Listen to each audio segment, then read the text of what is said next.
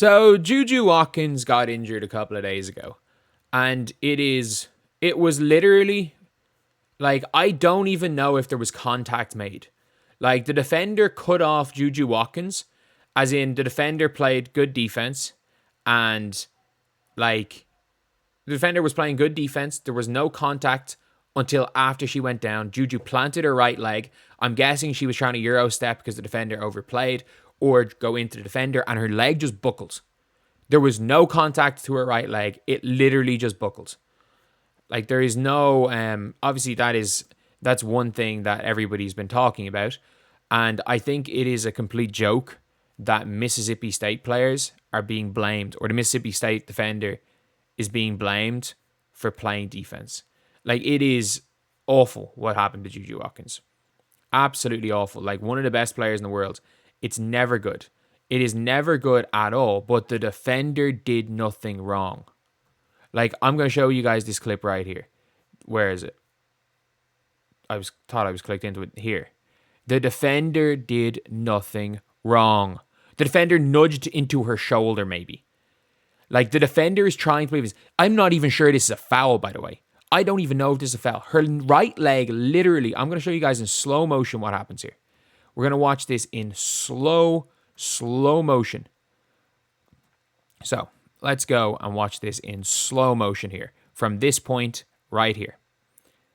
And by the way, the only reason I'm covering this is because I think it's an absolute joke that there are people trying to blame the defender for injuring JuJu. Like, there is no one anywhere near. So, in this position right here, JuJu has not planted her right leg. The defender is in completely legal guarding position. Here, you can maybe argue that this is a foul, but it is a routine bump that happens in basketball 100 times a game.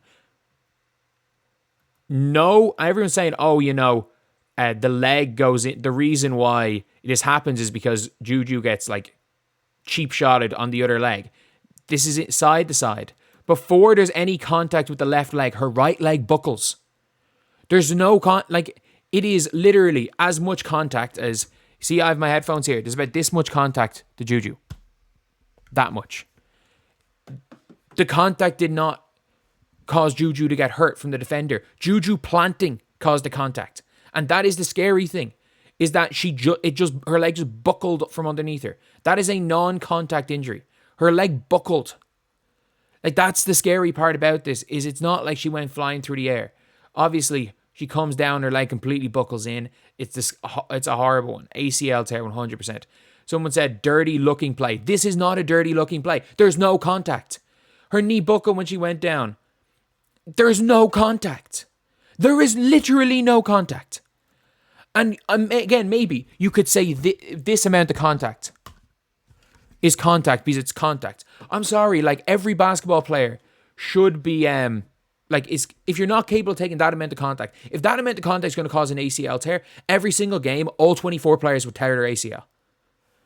That was a dirty play. This is mental. This is absolutely mental. Like, the contact happened. Her knee had already buckled by the time there was contact. The contact was JuJu's knee buckling and falling into the defender. That is where the contact happened. Like, it is clearly an ACL tear. But, like, it seems JuJu easing up on the play, simultaneously getting contact. No, JuJu literally planted and her leg fell. Like, we can be honest here. And this is embarrassing. And you've even got, like, Aaliyah Boston coming out saying, don't start this narrative. JuJu Watkins is down the heap. Aaliyah Boston, usually quiet on Twitter, but don't start this narrative. What happened to JuJu's awful injury stuff, but you don't know how the opposing player's feeling right now, and a comment like that only makes her feel worse than she possibly does. Please stop. And it's about the amount of people that are attacking this player for, I'm not joking, getting fallen into. That is, I genuinely don't think the minimal contact that was made before JuJu planted, like, affected anything. I think even if the defender wasn't there, if the defender came in late on that play and JuJu had it in her, I think JuJu had it in her head. What JuJu does, JuJu goes and controls.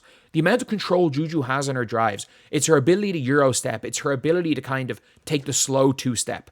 But the amount of power that she runs with, the amount of force that has to go through her leg to have the body control, to have the ability to go from fast to slow, her deceleration, That is stuff going through her knee. Even if the defender was like 4 feet away. Let's say the defender was behind her and she tried to do one of those moves where she kind of takes the slow step and gets the defender to go completely by her and go through. Her knee still would have buckled. The only thing the defender did wrong was get fallen into. The defender didn't do anything wrong. The defender played defense. She played defense. JuJu Watkins, her body just let her down. And that is just an unfortunate thing. And who is to blame for this? I don't think we can blame anyone for this, because we can be honest. Like, I genuinely don't think that, I don't think that we can, there's no one to blame. First of all, like, you can try to blame Lindsay Gottlieb.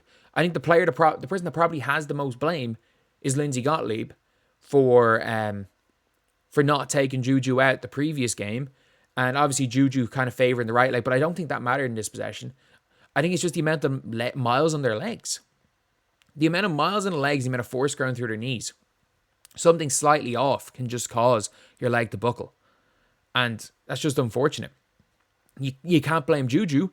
She's trying to chase the record. And I'm sorry, like, anyone who had who not has necessarily has the opportunity, but is on track to breaking an all-time record in NCAA D1 is going to do whatever they can to break that record. Let's be real. Anyone would do whatever they can. Her going back in that previous game made no difference for this. I think it's just too many miles on the legs. And it's very different as far as how they play, Caitlin and JuJu, and how, and like the total minutes. Like, Caitlin's built more like a long distance runner. Like, as fast as Caitlin is, Caitlin's not quite as fast as JuJu. She plays at a higher tempo. Like, her body was able to kind of, she's a bit more elastic. JuJu's bigger, stronger. It's just different body types. It's why you like a Steve Nash. I know obviously towards the end of the year, but it's why in Steve Nash's prime, he looked like he was able to go on forever. But a lot of these like smaller, with the exception of Russ, these smaller athletic guards, the ACLs, the big injuries, they're common. They're really common. And JuJu Watkins, just her movement, the way she plays, the deceleration, the force that has to go through her knees a lot of the time, the amount of contact she draws, the fact that she has to have elite body control to take the contact, still finish, or to take the contact without hurting herself. All of that type of things play into it, as well as the amount of minutes that she's been playing. She's been playing crazy amount of minutes. And do you want to know what had no effect on what happened? The defender making a dirty play. JuJu Watkins, like, it was a non-contact injury. It was literally a non-contact injury. The defender did nothing.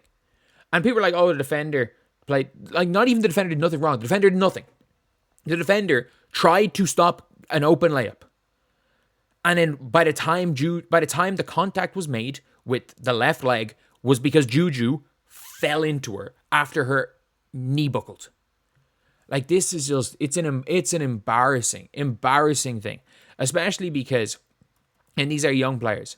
These are absolutely young players and getting abuse on social media for literally nothing. For nothing. If it was a dirty play, I would call out a dirty play. If this was a dirty play, I would call it out. And there are times when dirty plays don't lead to anything happening, and there are times when non-dirty plays can lead to crazy injuries. Like, for example, if we're talking dirty plays in the WNBA season where nothing happened, Angel Reese getting choke slammed was a dirty play. Nothing ended up happening from it.